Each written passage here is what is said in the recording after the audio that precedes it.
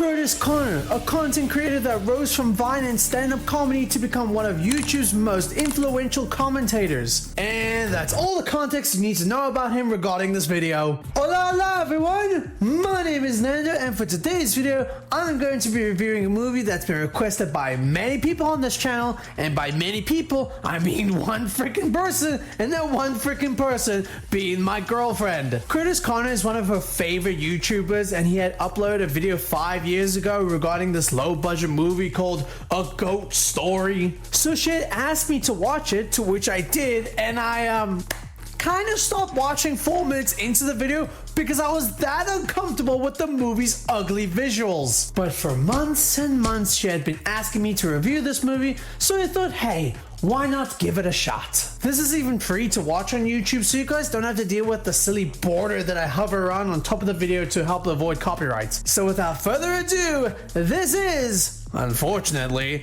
A Goat Story. So the movie begins with the narrator explaining that the story begins around Charles IV's time. So this movie's setting is really far back in time, but speaking of what's really far back in time in this movie, and let's just mention it right here and now, my gosh, this looks really ugly. Like, everything looks ugly. Who the hell greenlit this movie? Who the hell saw this and go, wow, we are stepping up the animation game with this one. And this movie clearly wants you to absorb its ugliness because, oh my gosh, what was the need for that shot? So our main character named Jimmy gets instructed to work around the Charles Bridge that is under construction. Here's your station. Where the dead guy is? No, where the dead guy was.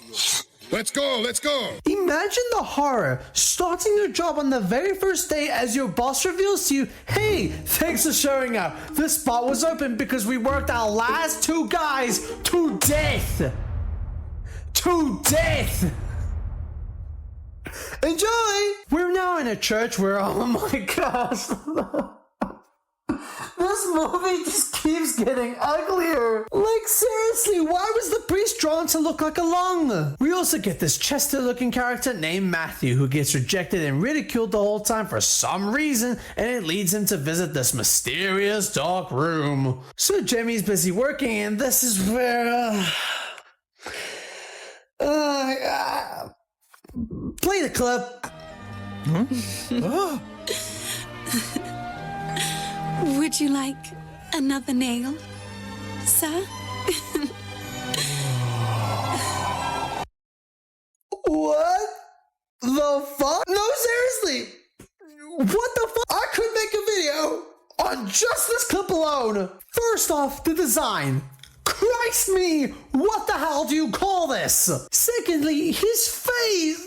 Oh my lord, that is so disgusting to watch. Like, I am legit uncomfortable from watching this. And thirdly, what is this animation? Someone wrote this into a script for the animators to animate. There's legit a helicopter flying around my house. Do I just like send in a big sign that says help just to drag me out of this room and stop watching this movie? I get it, I can hear you. So, what have you got? Here you are. Oh, Holy Virgin. Oh, very nice.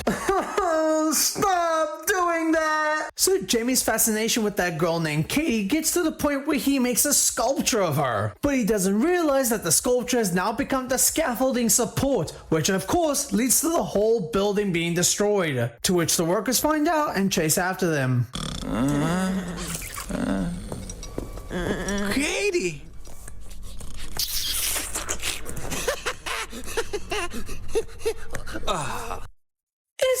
Is that like a cat's fur ball? What is that? I'm stumped. Like, I generally have no material, no jokes for anything for what I'm witnessing because, quite frankly, I'm quite caught off guard by how disgusting everything looks. Also, another thing, why does everyone have eyes that seem like they're inches away from falling out? Why are the houses bent? To the animators that made this, please please tell me that animating is your side hustle. May God please hope that this is not your true passion. We call it hidden talent for a reason. If you realize that this is the quality that your talent can give out, let it stay hidden. Aw, I brought something for you, sweetie. See?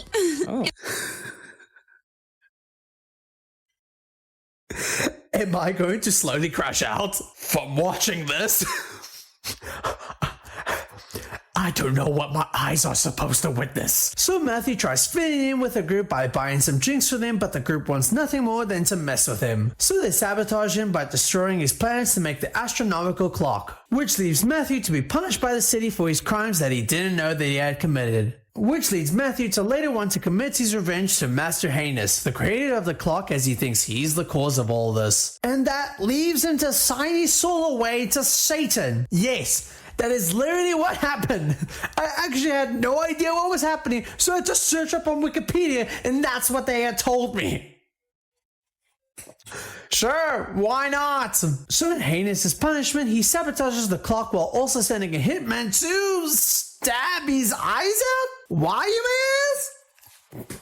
Maybe it's just so he can't see time anymore. I don't know. But all that pressure has caused Heinous to just die. He just dies on the floor. Well, damn! But since everyone saw Heinous die in front of Katie, Katie's assumed to be the murderer, and it's up to Jamie to fix the clock out, because if not, his girlfriend Katie will be hanged. Matthew begins to celebrate his victory with his wealth, but within the presence of seeing Satan, he just kinda cries out, gives up, and runs away. And that's the end of his story. What was even the point of that? All that build up and he runs away and gives up. You know, I'd be offended by this if this was an actual movie that I was invested into. So, really, I'm just gonna move on because I'm just more so scared than annoyed about this whole visual of this movie.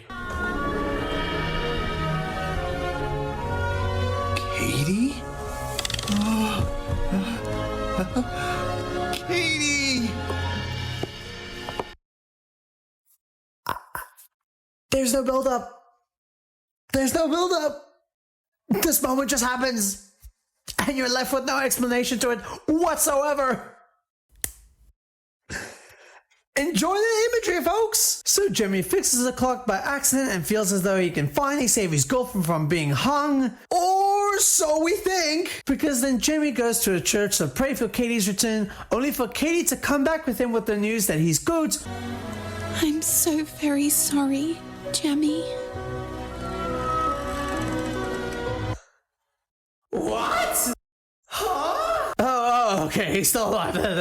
That's cool, I guess. But seriously, why the hell did this movie feel the need to create that visual? And that, folks, is just how the movie ends.